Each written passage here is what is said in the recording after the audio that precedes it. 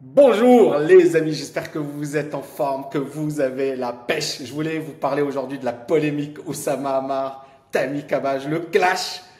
Est-ce que Oussama Ammar va clasher Tammy? Est-ce qu'il peut clasher Tammy? Pourquoi? Et je vais vous expliquer tout ça. Et encore une fois, c'est un peu d'humour. J'ai rien contre Oussama Ammar et ça va être hyper sympa comme vidéo. Alors dans ce podcast, Oussama va dire Tammy, je vais l'éclater. On va l'écouter ensemble. 50 000 vues par épisode. Ça dépend les épisodes. Ça dépend, quand tu t'embrouilles avec Tammy, ça monte à 500 000. Ah ouais. C'est ça l'épisode le plus. Parce qu'on s'embrouille. Oui, c'était.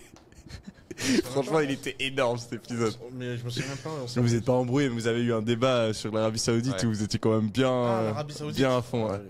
Ouais. Là, si t'as envie, n'hésite pas.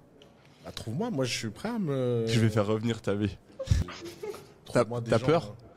Pas du tout.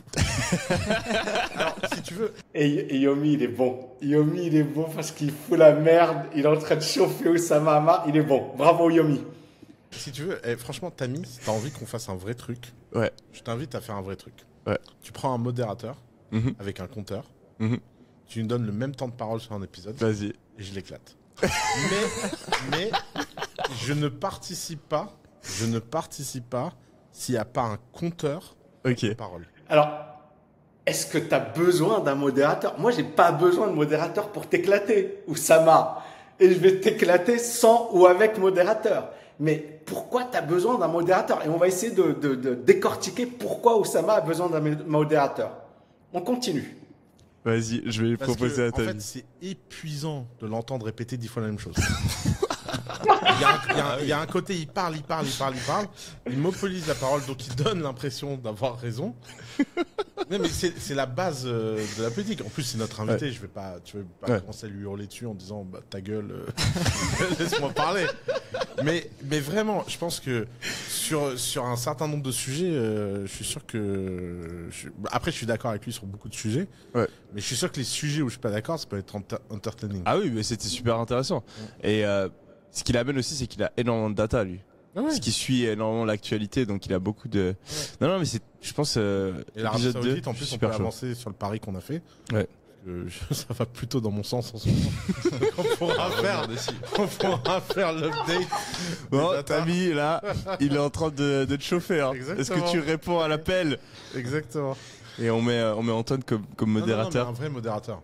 Oh, non. Non, mais- C'est un faux modérateur, Bien Antoine. sûr que c'est un faux modérateur. Tout le monde va croire qu'il est de mon côté, qu'il me privilégie, machin. Non, tu mets un huissier, un truc. Non, mais juste un mec, juste avec un. Respecter un compteur, c'est Bah, bon. On va réinvestir tout le sponsoring T'as pas dans le con- huissier. Ah, je le fais moi. Ok. T'as pas confiance en Antoine, mais moi, oui. Bah, Tu penses Antoine, cool, hein, franchement. il va être côté Tammy? Exactement. Ah non, mais comme ça, je peux faire le mec chiant comme les modérateurs, tu sais, dans les débats politiques, là.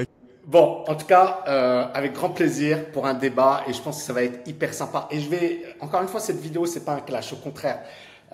Moi, je vais pas vous dire que j'adore Oussama Ammar. Je vais pas vous dire que c'est l'amour fou entre nous deux. Mais il est bon. Oussama Ammar, il est bon. Et donc, moi, je respecte les gens qui sont bons. Même si les gars, ils me rentrent dedans. Mais quand tu es bon, voilà. Il se trouve que dans ce débat, je ne l'ai pas trouvé bon, Oussama Ammar. Et justement, je vais vous expliquer pourquoi je parle de ça. Je ne l'ai pas trouvé bon au sens où, en fait, il avait tort, mais il s'est entêté dans son raisonnement.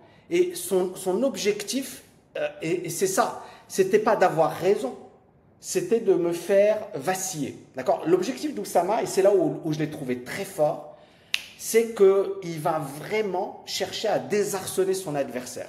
Parce que j'étais son adversaire.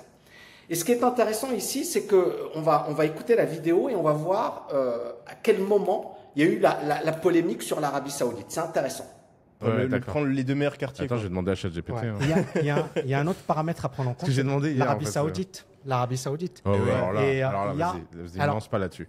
Il n'y a pas de souci. Tu vas pas me dire Il y a- que l'Arabie Saoudite a un avenir. Elle a un avenir. Mais n'importe Et mieux que ça, en fait, Alors, beaucoup. Non, mais t'étais crédible, mais en fait, là, c'est fini.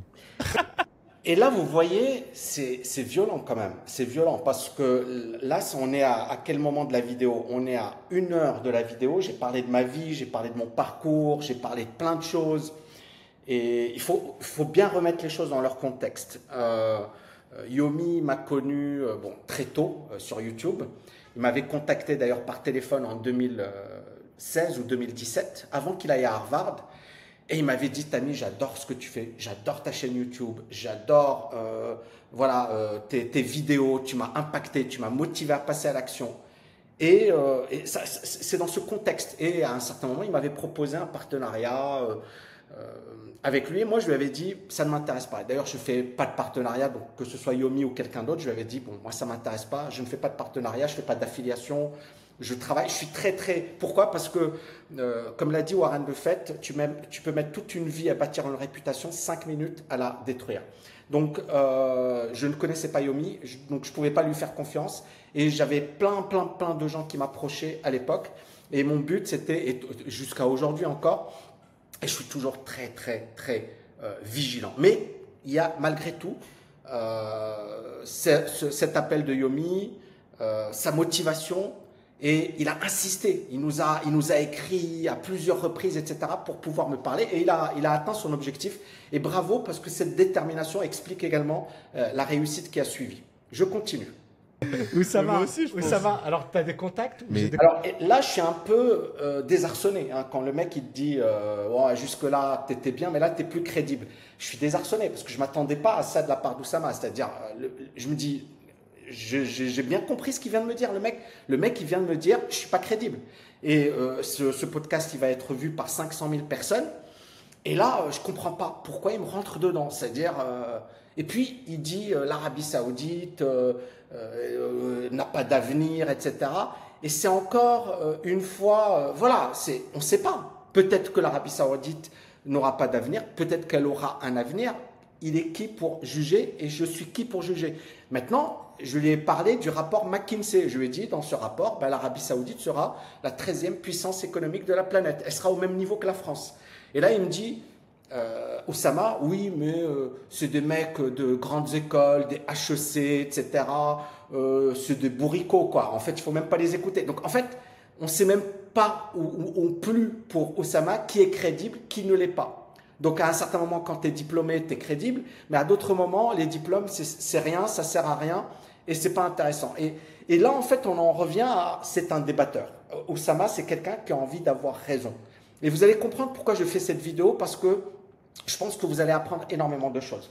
Le but d'Oussama, c'est pas de dire « Ok, voilà la vérité », il s'en fiche. Mais c'est comme un politicien. Il m'a accusé d'être quelqu'un qui parle beaucoup. Moi, je suis pas un politicien. Et justement... Il s'est trompé à mon sujet. Moi, je suis tout sauf un politicien. Oussama est un politicien. Et ce n'est pas méchant ce que je dis, parce qu'il faut avoir un talent pour être un politicien. Mais Oussama, son objectif, c'est d'avoir raison.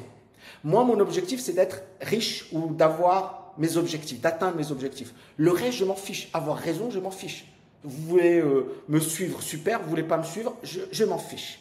Et encore une fois, c'est hyper intéressant de comprendre sa personnalité, parce que beaucoup de gens font la même erreur qu'Oussama. Ils cherchent à avoir raison. Je continue. Les contacts, tu as beaucoup de gens qui arrivent à Dubaï et qui vont en Arabie Saoudite bosser. Et en fait, ben voilà. Et donc, pour chercher de l'argent. Et finalement. Après, leur meuf leur dit on revient à Dubaï, s'il te plaît, parce que c'est un. Oui, non, mais encore une fois. C'est comme Dubaï. Beaucoup de gens venaient à Dubaï et puis ensuite ils se disaient je préfère aller aux États-Unis. Il y a une différence. Ils ont sous-estimé, et donc en fait ils sont en train de développer les choses. Maintenant, est-ce que ça va concurrencer Dubaï? Non. Je vais donner une différence fondamentale entre Dubaï et c'est important de le mentionner. Moi aussi, quand je suis arrivé à Dubaï, je me suis dit je vais rester 2 ans, 3 ans, et ça fait plus de 10 ans qu'on est là. Je pense que beaucoup de gens, ils arrivent à Dubaï, ils se disent je vais rester quelques années. Puis il y a tellement de choses intéressantes à Dubaï que finalement on reste, c'est-à-dire l'aspect business, l'immobilier, le fait qu'il y a des gens du monde entier, les activités. C'est une ville, la sécurité, c'est une ville incroyable. Elle n'est pas parfaite, mais c'est une ville incroyable. Je continue. L'Arabie Saoudite. Et c'est, en fait, je vais même t'en donner 3 qui sont méga profondes. La première, c'est que Dubaï et les Émiratis éduquent leurs femmes depuis 50 ans. Les Émiratis, les femmes émiraties vont à l'université, etc. C'est vrai. Et dans ces sociétés arabes traditionnelles, les femmes s'occupent des enfants. Et donc, les Émiratis ont des mères éduquées. en Arabie Saoudite, les femmes n'ont pas accès à l'école. Pas toutes, attention. Et là, voilà, il lance un truc, c'est trop gros, c'est-à-dire les femmes n'ont pas accès à l'école. On a l'impression d'entendre un gars qui n'est jamais sorti de France. C'est comme moi, quand j'avais été à Londres, j'avais parlé avec une Anglaise, hein, et à un certain moment, elle me dit « Tu es de quelle origine ?» Je lui dis « Je suis du Maroc. » Et je lui dis « Je viens d'Afrique. » Elle me regarde, elle me dit « Mais non, les Africains, ils sont noirs. Ouais, » Elle ne savait pas qu'il y avait des Africains blancs également. Et ensuite, elle me dit « Ah ouais, le Maroc, c'est bien, il y a le désert. » Et tout. Je lui dis « Ouais, il n'y a pas que le désert au Maroc. » Et donc, en fait, c'est les clichés genre, du gars qui n'est jamais sorti de chez lui. Et j'ai l'impression qu'Oussama, quand il parle d'Arabie Saoudite, en fait, c'est tellement gros ce qu'il dit, je ne comprends pas qu'il puisse sortir une telle bêtise. Et ce n'est pas méchant. C'est juste que là, je suis en train de me dire, mais il est pas, pourquoi il dit ça? C'est pas possible. Là, je regarde et je me dis, c'est pas possible. Oussama Ammar, il a quand même un bon niveau intellectuel. Pourquoi il me sort une telle connerie? On continue. Non, attention. Parce que moi, par exemple, j'ai été... Non, mais attends. Non, mais attends. Mon ancienne dentiste... Mais qu'est-ce qu'on s'en fout de ta dentiste? Là, il est fort. Là, il est fort. Parce que moi, j'essaie de dire, voilà, j'essaie de lui donner un exemple à Dubaï. Et c'est vrai, j'avais mon ancienne dentiste qui est d'Arabie Saoudite. Et en fait, quand je lui pose la question, je lui dis, tu es de quelle origine? Elle me dit, devine. Et je lui dis, je sais pas. Et elle me dit, Arabie Saoudite. Et là, tu vois, je tombe de haut. Je me dis, non, c'est pas possible. Et en fait, justement, on a tellement ces clichés de la femme d'Arabie Saoudite, qui est une femme, voilà, traditionnelle, habillée en noir. Et là, quand tu vois une Saoudienne qui est dentiste, qui est habillée à l'européenne, tu dis, c'est pas possible. Et c'est ça, encore une fois, ce que je voulais lui dire. Mais lui, il vient, il me dit direct, on s'en fiche de ta dentiste. Et il est fort. Il est très fort parce que il sait comment désarçonner son adversaire. Moi, je m'en fiche. Non, mon ancienne dentiste. Tu vas me dire attends. Mon ancienne dentiste. Tu peux pas comparer toutes les femmes émiraties qui sont éduquées sans... Et il est très fort. Et il y va. Voilà. Il a son... Tu peux pas comparer. Tu peux pas... Il est très fort. C'est-à-dire, c'est un vrai politique. On continue. Il est fort. Exception. Laisse-moi finir. Non, mais je veux pas. Non, mais parce que tu généralises. Et justement, c'est toi qui es en train de généraliser. Non, tu dis. Et je lui dis, tu généralises. Il me dit, non, justement, c'est toi qui es en train de généraliser. Et il est bon, Oussama. Il est bon, c'est un vrai. Parce que moi, encore une fois, j'ai débattu avec beaucoup de gens, hein, mais avec des ministres, j'ai donné des conférences à haut niveau. Je me souviens, j'avais été au conseil d'analyse stratégique, il y avait des professeurs du Collège de France. J'ai vraiment été pas mal. Et lui, Oussama Ammar, il est bon. C'est un bon débatteur. Je continue. Lancer un débat entre Oussama et Tammy, on a réussi. Non. Est-ce que tu as les chiffres? Est-ce que non? Non. Alors... Je suis désolé. Et là, moi, je sors le côté rationnel. C'est OK, mon mec, tu dis qu'elles ne sont pas éduquées, tu dis que... sors-moi les chiffres. Lui, il va dire, je vais utiliser ChatGPT. Vous allez voir, c'est énorme. Et là, on étudie les chiffres et on voit le taux d'analphabétisme en Arabie Saoudite est de 5%. C'est-à-dire 95% des filles vont à l'école. Vous voyez ici, le taux d'alphabétisation est estimé à environ 95% pour la population adulte en Arabie Saoudite. Le taux d'analphabétisme est donc relativement bas. Parmi les générations les plus âgées, le taux d'analphabétisme est plus élevé, mais pour les jeunes générations, le taux est extrêmement bas. Les femmes sont largement scolarisées à l'université en Arabie Saoudite. Le pays a fait de grands progrès dans l'accès des femmes à l'éducation supérieure. En fait, les femmes sont souvent plus nombreuses que les hommes. Et ça, encore une fois, Oussama Ammar ne le savait pas. Et il y a plein de gens qui ne le savaient pas. Moi-même, je ne le savais pas. D'accord ? En 2021, les statistiques indiquaient que 60% des étudiants universitaires en Arabie Saoudite étaient des femmes. Cela représente un changement significatif par rapport aux décennies précédentes, car de plus en plus de femmes saoudiennes accèdent à l'enseignement supérieur. Et quand je lui ai parlé de l'exemple de ma dentiste, où il m'a dit « je m'en fiche de ta dentiste », c'est vraiment pour lui dire « moi-même j'étais comme toi, moi-même je pensais comme toi, mais en fait j'étais à côté de la plaque et je me suis rendu compte de ma connerie, de ma bêtise ». C'est ce que je voulais lui dire. Je voulais lui dire « en fait ton raisonnement c'était mon raisonnement ». Et en fait, il a changé parce que je me suis dit, mais en fait, t'es con. C'est-à-dire, t'as ce raisonnement, voilà, parce que t'as les médias qui te racontent plein de conneries. Mais la vérité, c'est que 60% des Saoudiennes à l'université, 60% des étudiants à l'université sont des femmes en Arabie Saoudite. Donc, plus de femmes que d'hommes à l'université, plus de femmes que d'hommes inscrits dans les universités saoudiennes. Et cette tendance s'explique par l'expansion des opportunités éducatives pour les femmes. Malgré ces progrès, il y a encore des défis en matière d'emploi, de participation des femmes dans certaines industries, mais la scolarisation et l'éducation des femmes continuent de s'améliorer. Donc, en fait, encore une fois, c'est ça. Ça, c'est des chiffres. Ça, c'est concret. Et Oussama Ammar, qu'est-ce qu'il va nous dire ? On va étudier ça ensemble. Alors, juste. Désolé. Et là, vous voyez, je lui dis, sors-moi les chiffres. Tu me parles de ça, sors-moi les chiffres. D'accord ? Là, je lui dis, toi, tu me parles de ton impression. Tu as une impression qui est les femmes. Non, donne-moi. Est-ce que tu as des statistiques ? Est-ce que c'est avéré ce que tu me racontes ? Ou alors, ce sont que des conneries. Et on va écouter Oussama Ammar. Non, juste. Désolé. Mais non, mais laisse-moi parler, c'est n'importe quoi. Non, c'est n'importe quoi. Je lui dis, voilà, c'est n'importe quoi. C'est-à-dire, lui, il te dit, non, mais c'est n'importe quoi, mais laisse-moi parler. Et moi, je rigole, je dis, mais il sort des trucs, mais c'était trop gros. C'est tellement énorme que je me dis, mais Oussama Ammar ne peut pas dire de telles conneries. Et si, il dit ces conneries. Et là, je suis là, je me dis, waouh, j'ai pas envie de dire le niveau il est bas, mais presque. Je continue. Lancer un débat entre Oussama Elles ne sont pas et éduquées. on a réussi. Non. Est-ce que tu as les chiffres? Est-ce que non? Non. Alors, je suis désolé. Alors, juste. Désolé. Non, mais laisse-moi parler, c'est n'importe quoi. Non, c'est n'importe quoi. Je vais faire Elles ne sont pas éduquées. Ok, je fais l'arbitre. Je fais l'arbitre. Non. Oussama, finis ton argument. Je fais le journaliste. Non, mais je finis mon argument. Toutes les femmes émiraties sont éduquées. Oui. Pratiquement. Oui. En Arabie Saoudite, c'est une exception. Chaque fois, tu généralises. Et là, vous voyez, c'est une exception. Il sort ces chiffres d'où? Et on voit Oussama Ammar, il est complètement à côté de la plaque. Et ça, encore une fois, et je vais vous expliquer après pourquoi. Cette vidéo, elle est hyper importante, les amis. Vous allez comprendre pourquoi juste après. Donc, on continue. Non, je généralise et c'est là où je te dis, c'est des préjugés. Parce que, et pourquoi je te dis c'est un préjugé? Regarde. Non, Oussama, laisse-moi finir. Vas-y. Parce que Arabie Saoudite, c'est une exception. Encore une fois, tu généralises. Non, je généralise pas. Et c'est là où je te dis, c'est des préjugés. Et vous voyez, il dit, non, je ne généralise pas. Et je lui dis, c'est des préjugés. C'est pas basé sur des chiffres. C'est juste des préjugés. C'est-à-dire, Oussama Ammar, bobo, parisien. C'est pas méchant ce que je dis. Voilà, pour moi, c'est un bobo parisien qui connaît pas le monde, qui découvre le monde et qui est là à dire toutes les femmes saoudiennes ne sont pas éduquées, c'est une exception. Et c'est choquant. C'est choquant. C'est-à-dire, tu dis, oh, qu'est-ce qui se passe? Et en plus, il est à Dubaï.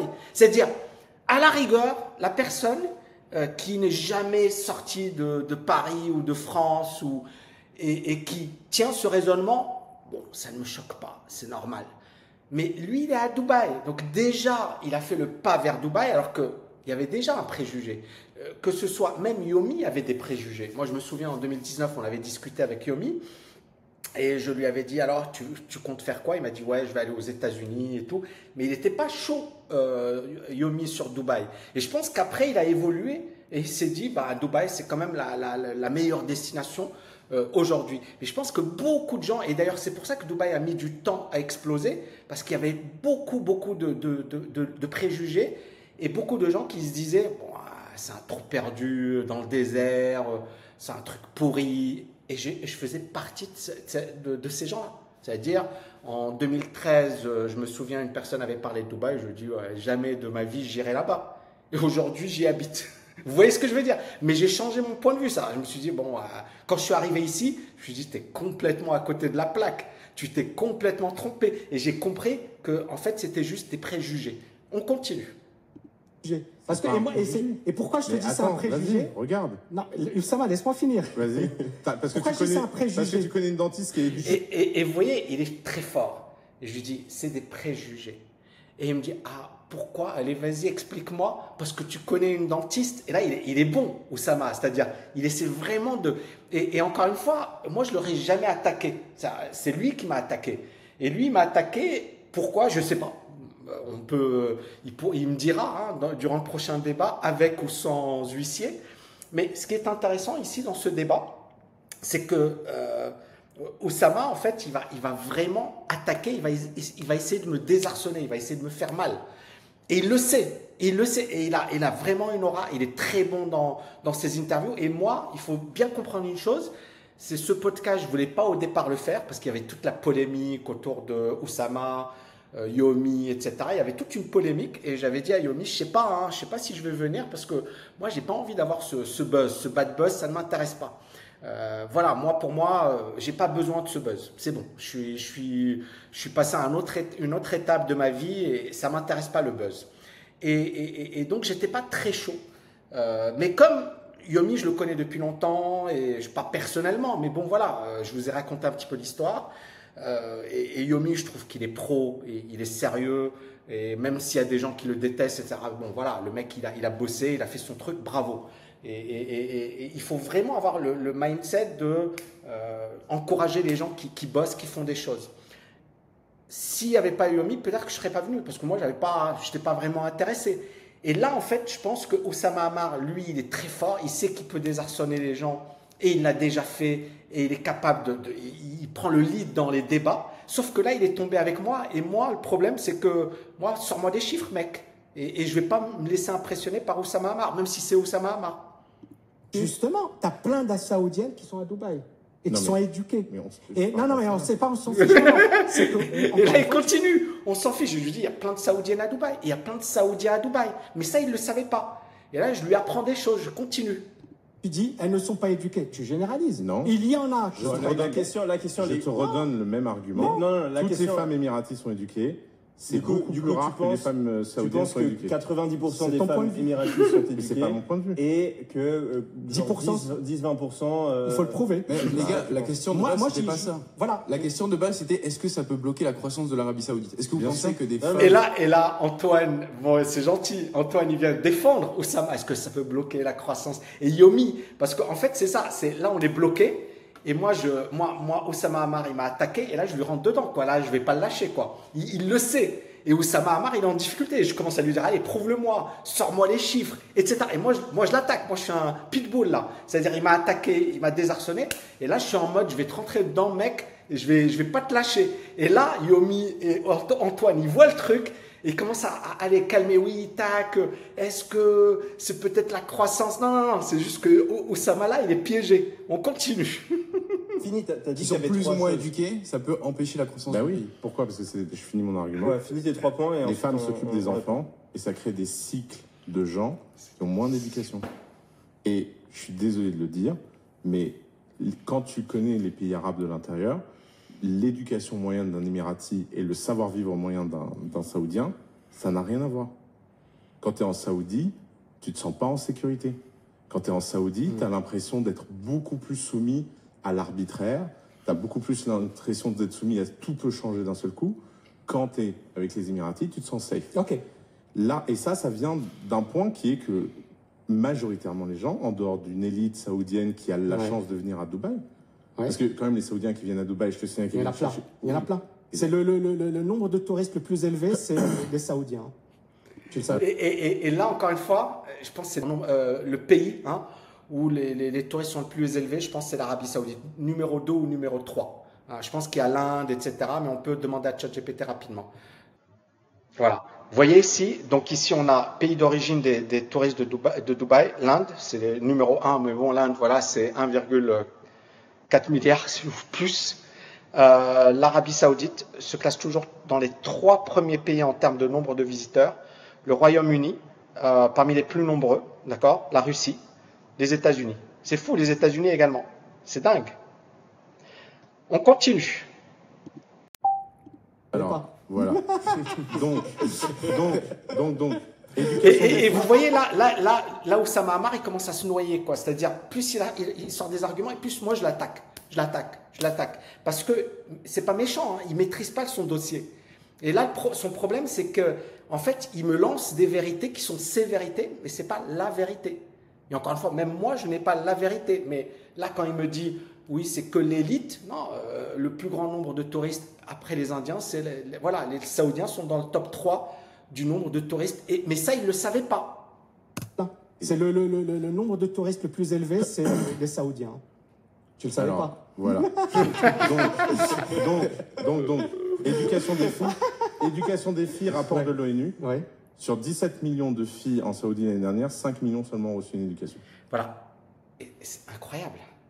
Incroyable. Il me sort un chiffre de nulle part. Ça n'existe pas, ce chiffre. On va regarder, on va poser la question. Regardez ici. Donc, la question, est-ce qu'il y a un rapport de l'ONU qui explique que sur 17 millions de filles en Arabie Saoudite, seulement 5 millions ont reçu une éducation? C'est ce qu'a dit un célèbre YouTuber, Oussama Ammar. Alors là, il recherche, il n'y a pas de rapport officiel des Nations Unies qui mentionne spécifiquement qu'en Arabie Saoudite, comme le suggère le YouTuber Oussama Ammar. Cependant, plusieurs rapports sur l'éducation montrent une progression importante de l'alphabétisation. Le taux d'alphabétisation des femmes dans le pays est maintenant proche de 99,3%, source Wikipédia. Tout à l'heure, on avait vu 95%, c'est encore plus. De plus, le pays compte plusieurs universités qui accueillent des femmes. Elles sont souvent plus nombreuses que les hommes. The United Nations in Saudi Arabia. Il est possible que certaines statistiques aient été mal interprétées ou sorties de leur contexte, car les initiatives de l'Arabie Saoudite, notamment sous le cadre de la Vision 1, voilà. Donc, bref, Oussama Ammar, j'ai pas envie de dire il a menti. Ce serait méchant de ma part. Mais a inventé ce chiffre. Ce chiffre n'existe pas. 5 millions, ça ne veut pas dire toutes. De filles en Saoudie l'année dernière, 5 millions seulement ont reçu une éducation. Éducation des filles, rapport de l'ONU. Ouais. Sur 17 millions de filles en Saoudie l'année dernière, 5 millions seulement ont reçu une éducation. 5 millions, ça ne veut pas dire toutes. Non, mais c'est un tiers. Mais je n'ai pas dit toutes. Voilà. Toutes ici sont éduquées. Et là, moi, je suis un peu... En fait, je dois réagir. D'accord, encore une fois, c'est un débat. Je dois réagir. Je n'ai pas l'info. Moi, dans ma tête, je ne suis pas d'accord avec ce chiffre. Mais il me dit, l'ONU, selon le rapport, il est fort. Il me sort le rapport de l'ONU. Et il me sort voilà, moi, ChatGPT. Et là, moi, je suis un peu surpris par ses propos. Mais je me dis, bon, ok. Mais je lui dis, mais ce n'est pas toutes. Tu m'as dit toutes. Elles ne sont pas éduquées, elles sont rares. Et là, tu me sors un tiers. Et là, j'ai presque l'impression même qu'il a trouvé le vrai chiffre, mais qu'il n'a pas voulu me le dire. Je ne sais pas. Mais en tout cas, c'est faux. Et c'est ça ce qui est dingue. Et il a le culot de me regarder et de me dire, selon le rapport de l'ONU, on va regarder là.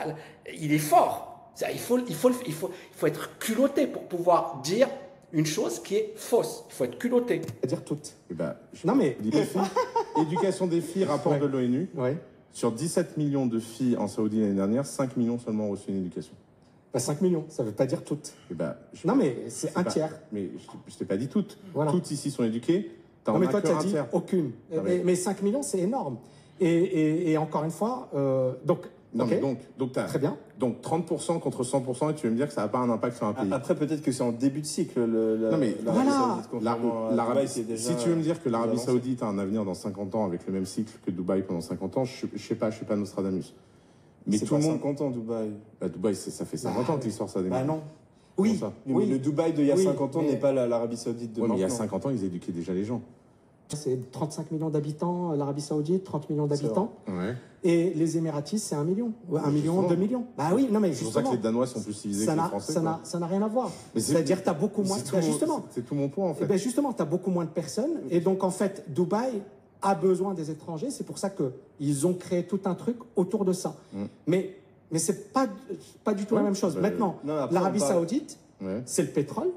C'est une économie qui, à un certain moment, et je pense que c'est ça qui va devenir la 13e ou 12e puissance économique au monde. C'est tu vois, ils ont énormément d'argent, beaucoup plus que les Émirats, beaucoup plus. Et donc à partir de là, bien sûr, ils sont en train de construire. Maintenant, je ne sais pas s'ils vont faire de bonnes choses, mais il y a quand même des avancées. il y a des réformes. Qu'est-ce qu'il y a comme avancé comme réforme? Ils ont donné le permis aux femmes. Ils ont laissé les femmes conduire des voitures, au bout de 2 ans, ils ont arrêté. Ouais, mais je sais pas s'ils ont... Et là, elles n'ont pas arrêté. Au contraire, l'Arabie Saoudite, ça évolue très, très, très favorablement. Et là, encore une fois, voilà, Oussama, il divague. Et c'est pas, voilà, c'est pas méchant, mais c'est la vérité. Il raconte n'importe quoi. On continue? Arrêtez, mais moi, encore une fois, j'ai... Oui, ok. Moi, je pars du principe qu'il faut laisser les préjugés. C'est pas une question de préjugés. L'Arabie Saoudite, ça fait 50 ans que le New York Times titre tous les ans. Cette année, il réforme. Et ça, c'est... Allez, prouve-le-moi. Mais non, le New York Times, depuis 50 ans, ne titre pas ça. Mais encore une fois, il sort un truc New York Times, l'ONU, etc. Et tout ça, c'est du vent. C'est du vent. Il y a un mec qui a fait une œuvre d'art. Ils ont commencé à réformer. Mais ils ont réformé quoi? Comme ça bouge, quand même sur les 3 dernières années, ça bouge. Il faudrait que je... Et là, je vais lui parler.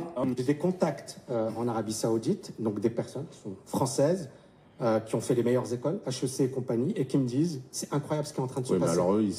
Mais alors, attends. Comment te décrédibiliser? Non, mais si tu veux.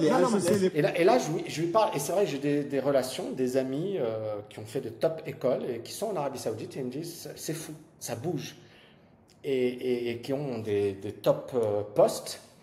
Et lui, il me dit comment te décrédibiliser, tu parles de... Et on voit encore une fois, c'est-à-dire, quoi que je dise, mais c'est là où il est bon, Oussama, quoi que je dise, c'est nul, c'est pas crédible.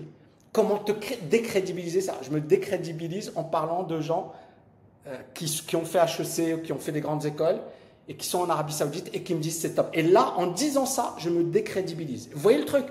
Et là, il est bon, Oussama, parce que il va vraiment essayer de m'attaquer. Oussama, c'est à chaque fois qu'ils ont prédit l'avenir.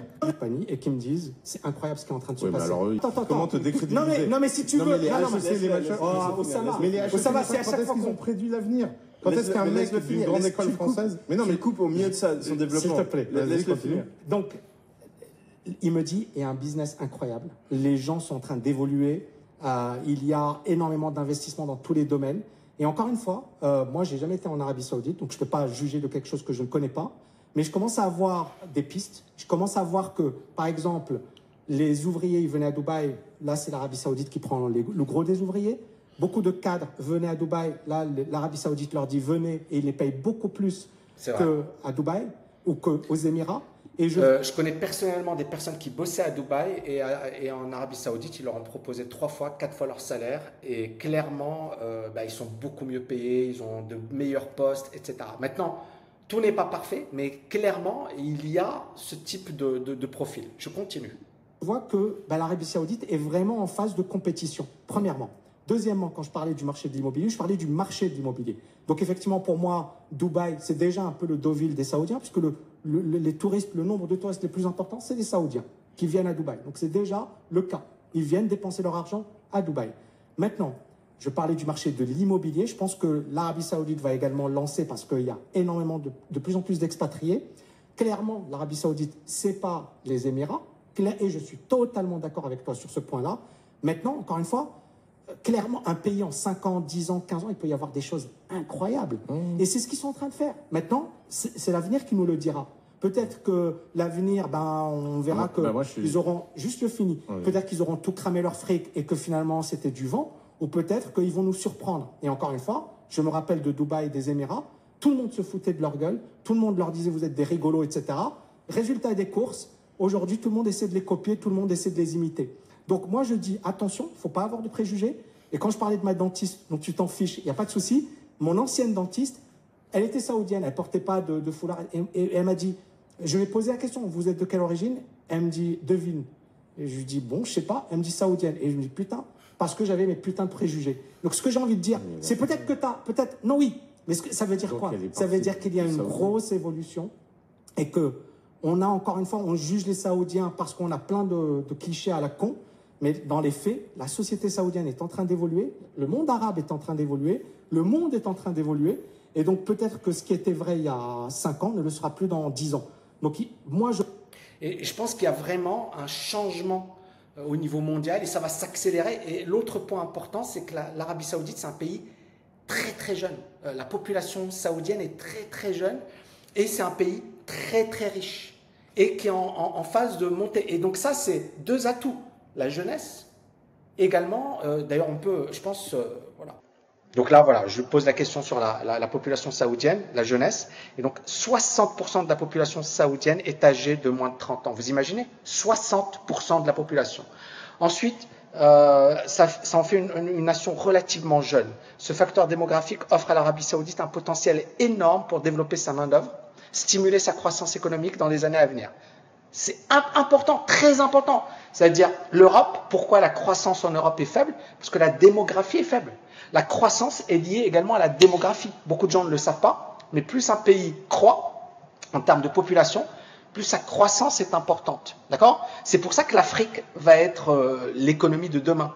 C'est pour ça que l'Arabie saoudite, par exemple, c'est une économie également qui est importante. Donc, je continue.